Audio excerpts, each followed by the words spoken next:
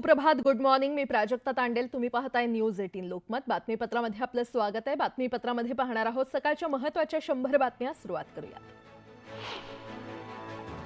लोणावळ्यामध्ये मावळ मतदारसंघाचे उमेदवार राष्ट्रवादीचे उमेदवार सुनील शेळके आणि बंडखोर अपक्ष उमेदवार बापू भेगडे यांच्या कार्यकर्त्यांमध्ये बाचाबाची झाली. सुनील शेळके प्रचारादरम्यान राम मंदिरात दर्शनासाठी आले असता दोन्ही गटाचे कार्यकर्ते आमने-सामने आले. कळवा मुंब्रा विधानसभा मतदारसंघातील शरदचंद्र पवार पक्षाचे उमेदवार जितेंद्र आव्हाड यांच्या समर्थक नवमतदारांनी शहरातून रॅली काढली. माझं मत विकासाला, माझं मत महिला सुरक्षेला अशा आशयाचे फलक यावेळी झळकावण्यात आले. कन्हेरीच्या मारुतीला नारळ वाढवून राष्ट्रीय समाज पक्षाचे बारामतीचे उमेदवार संदीप चोपडे यांनी प्रचाराचा शुभारंभ केला. यावेळी राज्यात 2 अंकी आमदारांची संख्या आम्ही नक्कीच गाठू आणि किंग मेकर ठरू असा विश्वास जानकर यांनी व्यक्त केला. काँग्रेसच्या राष्ट्रीय प्रवक्त्या सुप्रिया श्रीनेट मुंबईमध्ये प्रचार करतायत. यावेळी महाराष्ट्रात सत्ता परिवर्तन होईल असा दावा त्यांनी केलाय. तर महिलांवरील अत्याचाराविरोधात सरकार गप्प असून बिल्डर दलालांना भाजपनं तिकीट दिल्याची टीका देखील श्रीनेट यांनी केली आहे. विस्थापितांचं राज्य यावं म्हणून जरांगे पाटलांनी आमच्यासोबत यावं असं आवाहन छत्रपती संभाजीराजे यांनी केलंय. तसंच ऐरोलीमध्ये आमचा पहिला आमदार निवडून येईल असाही विश्वास संभाजीराजेंनी व्यक्त केला. अपक्ष दिव्यांग उमेदवार रामदास पाटील सुमठाणकर स्कूटरवरून प्रचार करताना दिसले. शहरातील नवमतदारांशी ते संवाद साधतायत. भाजपला रामराम ठोकून ते हिंगोली विधानसभा मतदारसंघातून अपक्ष निवडणूक लढवत आहेत. वाशिमचे माजी नगराध्यक्ष अशोक हेडा यांनी उपमुख्यमंत्री फडणवीस यांच्या उपस्थितीमध्ये पक्ष प्रवेश केला. सई डहाके यांच्या प्रचारासाठी आले असता अशोक हेडा यांनी भाजपमध्ये प्रवेश केला. नाशिकच्या पश्चिम विधानसभा मतदारसंघातून 2 सख्खे भाऊ निवडणुकीच्या रिंगणात उतरलेत. मनसेचे दिनकर पाटील यांच्याविरुद्ध त्यांचे बंधू दशरथ पाटील स्वराज्य पक्षाकडून निवडणूक लढवत आहेत. तर आपला विजय निश्चित असल्याचा विश्वास दिनकर पाटील यांनी व्यक्त केला. देवेंद्र फडणवीसांनी मराठा नेते विनोद पाटलांची त्यांच्या निवासस्थानी भेट घेतली. दरम्यान विनोद पाटलांची भेट ही पूर्णतः कौटुंबिक होती. आरक्षणाबाबत निर्णय घेताना त्यांनी मदत केली होती, त्यामुळे भेट घेतल्याचं फडणवीस म्हटले. जळगावात विधानसभा मतदारसंघाचे महायुतीचे उमेदवार आमदार सुरेश भोळे यांनी प्रचार रॅली काढत नागरिकांशी संवाद साधला. यावेळी महिलांच्या चांगल्या प्रतिसादामुळे राजू मामा भोळे भारावून गेले.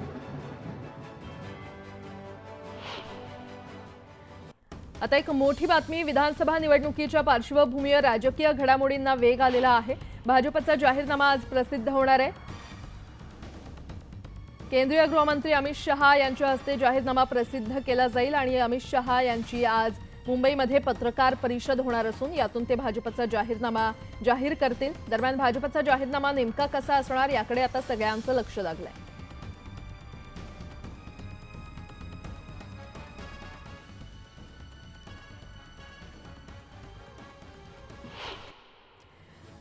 नालासोपारा मतदारसंघात ज्येष्ठ नागरिकांची गृहमतदान प्रक्रिया पार पडली. 130 अर्जदारांपैकी 121 नागरिकांनी उत्स्फूर्तपणे मतदान करत मतदानाचा हक्क बजावला. विधानसभेसाठी 20 नोव्हेंबर रोजी मतदान होणार आहे. त्यासाठी वापरण्यात येणारं मतदान यंत्र अर्थात ईव्हीएमवर कडी नजर ठेवण्यासाठी यंत्र वाहतूक करणाऱ्या वाहनांना जीपीएस बसवण्याचा निर्णय प्रशासनानं घेतलाय. त्या पार्श्वभूमीवर कर्मचाऱ्यांना प्रशिक्षण देण्यात येणार आहे. विधानसभा निवडणुकीसाठी 20 नोव्हेंबर रोजी मतदान होणार आहे. दरम्यान मतदानाच्या दिवशी सर्व आठवडी बाजार बंद ठेवण्याचे निर्देश देण्यात आलेत. आदेशाचं उल्लंघन करणाऱ्यांवर कारवाई केली जाणार आहे. राजू शेट्टींचे शिलेदार सावकार माधव नाईक यांनी परिवर्तन महाशक्तीच्या प्रयोगाला भूमिकेला विरोध केलेला आहे. शेट्टींच्या भूमिकेला विरोध करत मादनाईकांनी महायुतीला पाठिंबा दिला. नाशिकच्या देवळाली विधानसभा मतदारसंघात महायुतीतील शिवसेना आणि राष्ट्रवादी काँग्रेस आमने-सामने आलेले आहेत. राष्ट्रवादीकडून सरोज अहिरे रिंगणात आहेत, तर शिवसेनेकडून राजश्री अहिराव यांना तिकीट देण्यात आले. एकनाथ शिंदे यांच्या आदेशानेच उमेदवारी मिळाल्याचं राजश्री अहिराव म्हटलं. जळगावच्या पाचोरी विधानसभा मतदारसंघात महाविकास आघाडीचे उमेदवार वैशाली सूर्यवंशी यांनी गावखेड्यासह गल्लीबोळात प्रचार सुरू केलाय. दरम्यान शहरातील विकास हेच माझं उद्दिष्ट असल्याची प्रतिक्रिया त्यांनी दिली आहे. माढा विधानसभा मतदारसंघात आमदार बबनराव शिंदे आणि प्राध्यापक शिवाजीराव सावंत यांनी 30 वर्षांचं वैर विसरून एकत्र येण्याचा निर्णय घेतलाय. दोन्ही परिवार बाहेरचा उमेदवार रोखण्यासाठी एकत्र आले. दरम्यान महायुतीतून तिकीट न मिळाल्यानं नाराज झालेले शिवसेनेचे जिल्हा संपर्क प्रमुख शिवाजीराव सावंत यांनी अपक्ष उमेदवार रणजित सिंह शिंदेंना पाठिंबा दिलाय. सई डहाके यांच्या प्रचारासाठी संकल्प सभा पार पडली। यावेळी सई डहाकेंना विजयी करण्याचं आवाहन भावना गवळींनी केलं। वाशिमच्या तिन्ही जागांवर शिवसेनेचा विजय होईल असा विश्वासही त्यांनी व्यक्त केलाय। भिवंडी पश्चिमचे महायुतीचे उमेदवार भाजपच्या महेश चौगुले यांनी प्रचाराला सुरुवात केली। शेलार गावातील हनुमान मंदिरात नारळ वाढवत चौगुलेने प्रचार सुरू केला। यावेळी समर्थकांकडून त्यांच्यावर जेसीबीतून पुष्पवृष्टी करण्यात आली। पालघर जिल्ह्यामध्ये भाजपला मोठा धक्का बसलाय। कुणबी सेनेचे सेनाप्रमुख विश्वनाथ पाटील आणि इतर पदाधिकाऱ्यांनी विरारमध्ये हितेंद्र ठाकूर यांची भेट घेतली। यावेळी त्यांनी पालघरमधील बवियाच्या सगळ्या उमेदवारांना पाठिंबा जाहीर केलाय। श्रीरामपूर विधानसभा मतदारसंघात महायुतीमध्ये सावळा गोंधळ झालाय। लहू कानडे महायुतीचे अधिकृत उमेदवार स्पष्ट करताना भाऊसाहेब कांबळेंनी माझा फोटो प्रचारात वापरू नये अशी तंबी विखे पाटलांनी दिली आहे। बीड जिल्हा कमळमुक्त करण्याचा पालकमंत्र्यांचा नारा त्यांनी खरा केलाय। स्वतःच चक्रव्यूह तयार केलाय असं म्हणत बजरंग सोनावणे यांनी धनंजय मुंडेंना डिवचले। साताऱ्यातील वाढे गावापासून पुढील 18 गावांच्या प्रचाराचा शुभारंभ आज आमदार महेश शिंदे यांच्या हस्ते करण्यात आला। प्रचार फेरी काढत लोकांशी संवाद साधत महेश शिंदेंनी प्रचाराचा नारळ फोडला। कुडाळ मालवण मतदारसंघातील उबाठाचे उमेदवार वैभव नाईक यांच्या प्रचार कार्यालयाचं कुडाळ इथे उद्घाटन पार पडलं। माजी खासदार विनायक राऊत प्रचार कार्यालयाचं त्यांनी उद्घाटन केलं। यावेळी मोठ्या संख्येनं कार्यकर्ते उपस्थित होते। नारायण राणेंचं वय झालंय त्यामुळे धमक्या देणं त्यांना शोभत नाही। हिंमत असेल तर अडवून दाखवा असा इशारा वैभव नाईक यांनी दिला। उद्धव ठाकरेंवर केलेल्या टीकेचा वैभव नाईक यांनी समाचार घेतला। सोलापुरात राजकीय नेत्यांच्या सभेतील होणारे अनुचित प्रकार टाळण्यासाठी पोलिसांनी ड्रोन कॅमेऱ्याचा वापर सुरू केलाय। पोलीस आयुक्तालयातील कंट्रोल रूममध्ये हे कॅमेरे जोडले जात आहेत। विविध मतदारसंघांवरील सभेवर ड्रोनची नजर असणार आहे। मुख्यमंत्र्यांच्या नांदेडमधील सभेमध्ये आज माजी खासदार सुभाष वानखेडेंचा पक्षप्रवेश खरं तर कालच पार पडला। ठाकरे गटातून हकलपट्टी झालेल्या वानखेडेंनी शिंदेंच्या उपस्थितीमध्ये शिवसेनेमध्ये प्रवेश केला। शेतकऱ्यांच्या विरोधातील सरकारला खुर्चीवर बसवण्याचा अधिकार नाही अशी टीका शरद पवार यांनी महायुती सरकारवर केली आहे। तर महाविकास आघाडीच्या उमेदवारांना साथ द्या असं आवाहन शरद पवार यांनी केलं। लातूरच्या उदगीर येथील सभेत ते बोलत होते। शिरूरमधील सभेतून अजित पवारांनी अशोक पवारांना घोडगंगा साखर कारखान्यावरून चांगलं सुनावलं। भावकीचा फायदा घेऊन तुम्हाला बदनाम का करतोय असा थेट सवाल अजित पवार यांनी केला। आता एक मोठी बातमी, विधानसभा निवडणुकीसाठी महाविकास आघाडीचा जाहीरनामा आज प्रकाशित केला जाणार आहे। नरिमन पॉइंट इथल्या हॉटेल ट्रायडंटमध्ये जाहीरनामा प्रकाशित करण्यात येणार आहे। काँग्रेसचे राष्ट्रीय अध्यक्ष मल्लिकार्जुन खरगे यांच्या उपस्थितीमध्ये जाहीरनामा प्रकाशन सोहळा होणार आहे आणि यावेळी संजय राऊत, केसी वेणुगोपाल, काँग्रेसचे प्रभारी रमेश चेन्नीथला हे उपस्थित राहतील।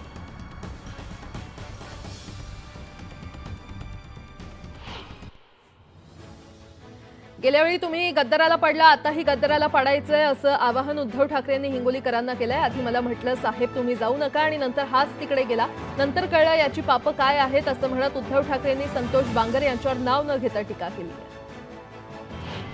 उद्धव ठाकरे आणि शरद पवार विकासाच्या मुद्द्यावर न बोलता भावनिक नरेटिव्ह सेट करतात असा आरोप प्रवीण दरेकर यांनी केलेला आहे। महाविकास आघाडीसोबत राहून 2.5 वर्षात उबाठा पक्ष सडला असं प्रत्युत्तर प्रवीण दरेकरांनी ठाकरेंच्या टीकेला दिले।